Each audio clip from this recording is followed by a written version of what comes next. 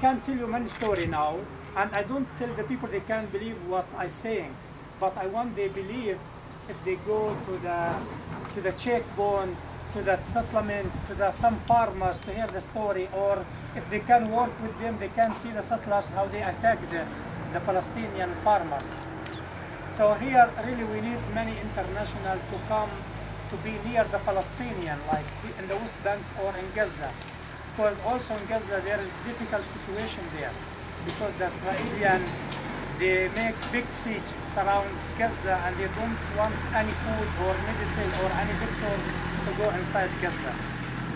And also here the Israelis they look to make the life it's very difficult. When they build this wall here, the people here they don't free to move or to work. There's many students they finish university but they don't have any job here. So the political for Israel here they want land without people. So if they make the life here difficult for the Palestinian people because they want to be them like they can leave this country here.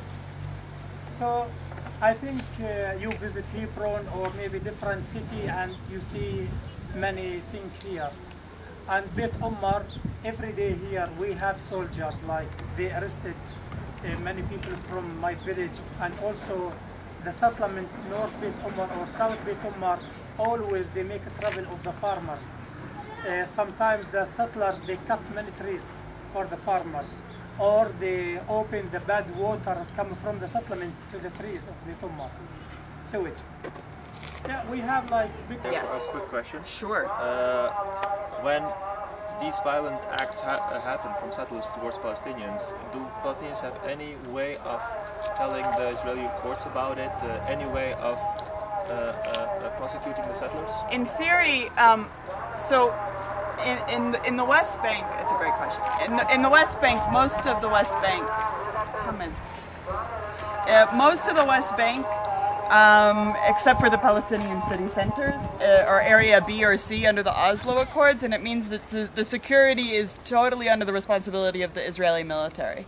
So you guys know this, right? So the Israeli military and military law is what governs all Palestinians in the West Bank, but also actions that happen in areas B and C. So, but obviously settlers fall under Israeli civilian law, because that's just, they're civilian with Israeli citizenship. And so the interactions between them, it sort of fall into a no man's land, because the military doesn't technically have the authority over the settlers to do anything. So you'll see lots of times people saying, like, technically the military is charged with keeping the peace, and they're supposed to prevent any security problems in the area, including security problems between settlers and Palestinians. But they don't have authority over settlers, the military. They break that rule all the time when it's left-wing Israeli activists in the West Bank. Those people, they have no problem asserting their authority over, even though they're not supposed to, but then they remember really quickly whenever it's a settler that they don't have any power over them.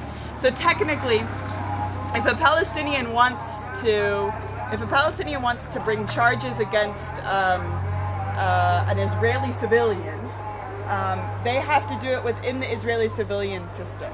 So they have to go to an Israeli civilian police station and bring charges against them. The only Israeli civilian police stations that Palestinians can access are in settlements, right? I mean, that makes sense because they're not allowed in Israel and they're not allowed in Jerusalem. So if I were so in Safa, for example, this place where a lot of the older farmers have been arrested, what happens is they get attacked, and then what they're supposed to do, if they want to pursue it, is to go into the settlement from which the settlers came and file a report with those police officers. So needless to say, they're kind of scared to do that. And also, he has to talk to the mayor, it's very important. In order to do that, they also have to gain access to the police stations, which aren't always, I mean, they're supposed to be accessible to Palestinians. Palestinians are supposed to be allowed in to file a complaint, but it's not always the case, because I mean, just the logistics of it. How do you get a car in there? How do you get through the front gate? How do you, all of these kinds of things. Once they get to the police station if they do file reports. And one of the things we used to do is go with them to file reports. Something less than 5% of the cases actually end up going past an initial investigation.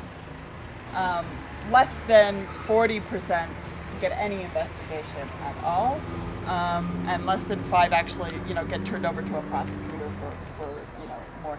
Almost every single case of settler violence that's actually been prosecuted in Israeli courts have been cases when they've attacked Israelis or international solidarity activists, and those people press charges.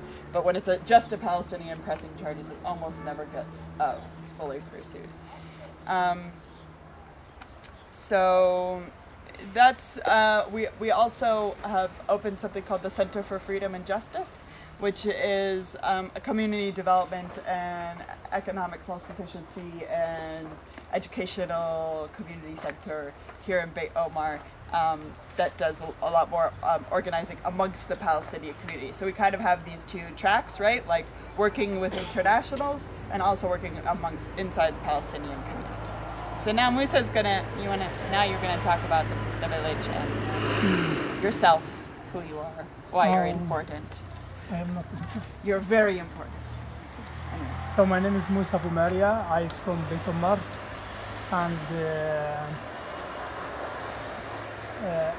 I start to work with the first political violence, like against Israel in 96 until 99.